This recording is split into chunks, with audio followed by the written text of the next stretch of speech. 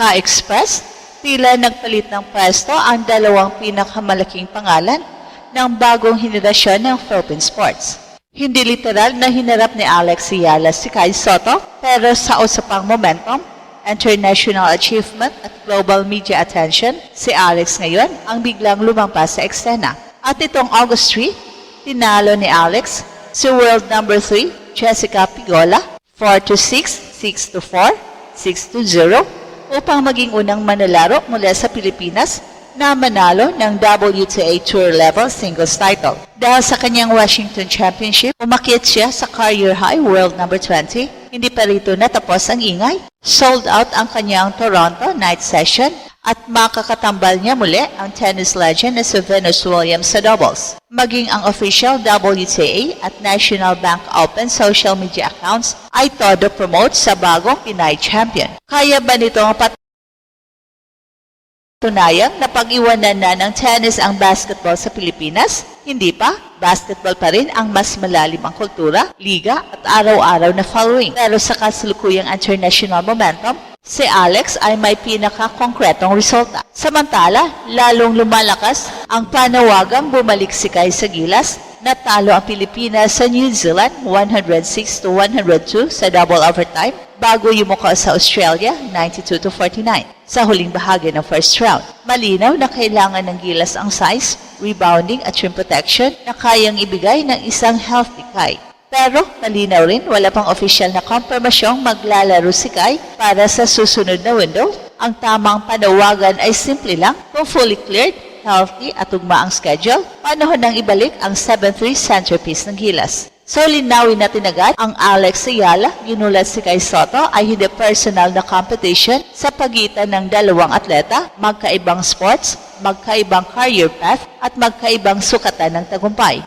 Ang punto ay ito, sa loob lamang ng ilang araw, gumawa si Alex ng resultang hindi kayang baliwalain ng international sports world. Sa Washington, hindi basta ordinaryong draw ang dinaanan niya, tinalo niya ang top seed at world number 3 na si Jessica Pigola sa finals at bago yon ay dinaanan niya ang mga pangalang may Olympic, Grand Slam at Elite WTA credentials. Sa championship match, natalo siya sa first set 4-6 pero bumalik sa second set 6-4 bago tuluyang dominahin ang deciding set 6-0. Sa mismong ulap, nanalo si Alex ng 10 sa 13 games pagkatapos ipagpatuloy ang rain-delayed final. So ibig sabihin, hindi ito tsamba, hindi simpleng hype at hindi lamang produkto ng suporta ng Pinoy crowd. Sa pinakamabigat na bahagi ng laban, siya ang mas matatag,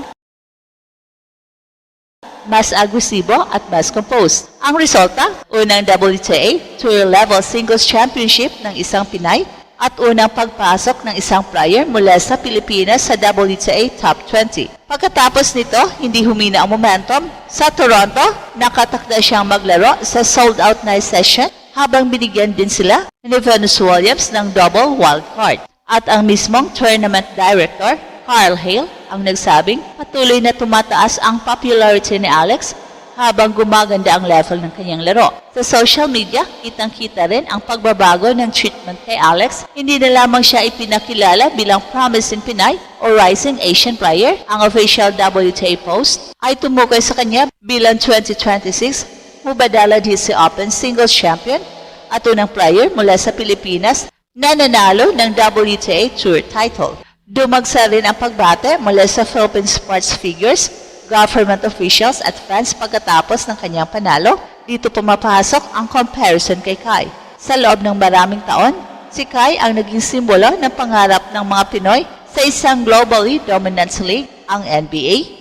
Bawat development sa kanyang career mula Australia hanggang Japan at NBA Summer League ay nagiging national conversation. Pero sa kasalukuyan, mas malinaw ang resulta sa panig ni Alex. May WTA 500 trophy siya, top 20 ranking, sunod-sunod na elite wins at international tournament demand. Si Kai naman ay nananatiling mahalagang Pinoy basketball star, pero ang usapan sa kanya ay nakasentro pa rin sa susunod na hakbang, availability sa gilas at posibilidad ng mas malaking opportunity.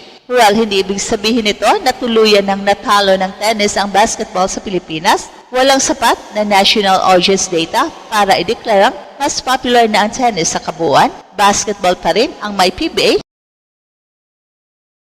UAAP, NCAA, barangay courts at mas malawak na grassroots culture. Pero sa usapang global relevance, si Alex ang nasa unahan. Siya ang may kasalukuyang achievement na kinikilala ng buong tour, hindi lamang ng Pinoy fanbase. At ito ang pinakamagandang epekto ng kanyang tagumpay. Hindi kailangang bumagsak si Kai para umangat si Alex. Sa halip, ipinapakita ni Alex na posible para sa isang Pinoy athlete na hindi lamang maging viral o inspirational, kundi maging actual na champion sa pinakamataas na professional level ng kanyang sport. So ngayon, bakit naman lumalakas ang panawagang Kai should play in Gilas? Dahil hindi lamang pangalan o height ang nawawala sa national team, nawawala ang isang skill set na mahirap palitan. Sa FIBA Asia Cup 2025 qualifiers, nagtala si Kai ng 15.5 points, 12.5 rebounds, 3.8 assists, and 2.3 blocks per game. Yan ang kombinasyon ng scoring, rebounding, passing at rim protection na wala sa karaniwang traditional center. At kapag healthy, kaya niya maging lob target, pick and roll finisher, offensive rebounder at defensive anchor. Makikita ang bigat ng katawan niya sa recent Gilas result. Sa New Zealand, lumaban ang Pilipinas hanggang double overtime pero natalo. Pagkatapos ay bumagsak sila sa Australia. Hindi patas na sabihin na automatic sanang panalo ang Gilas kung naroon si Kai. Walang sinumang player ang garantiya ng victory. At mismong FIBA preview, bago ang round 3 ang tumukoy sa Pilipinas bilang undersized dahil wala sina Kai Sotto at Quentin Malura Brown. May mas malaking context pa. May 4-10 record ang Gilas mula nang nawala si Kai matapos ang ACL injury noong January 2025. Hindi ibig sabihin na lahat ng pagkatalo ay dahil lamang sa kanya. May issues din sa continuity, player availability, shooting, turnovers, at quality ng opponents. Pero ipinapakita ng record kung gaano kahirap punan ang role ng isang 7'3 big man na may international experience.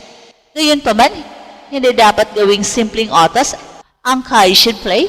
Galing siya sa seryosong ACL injury at kinailangan niyang maingat na ibalik ang katawan sa full competition.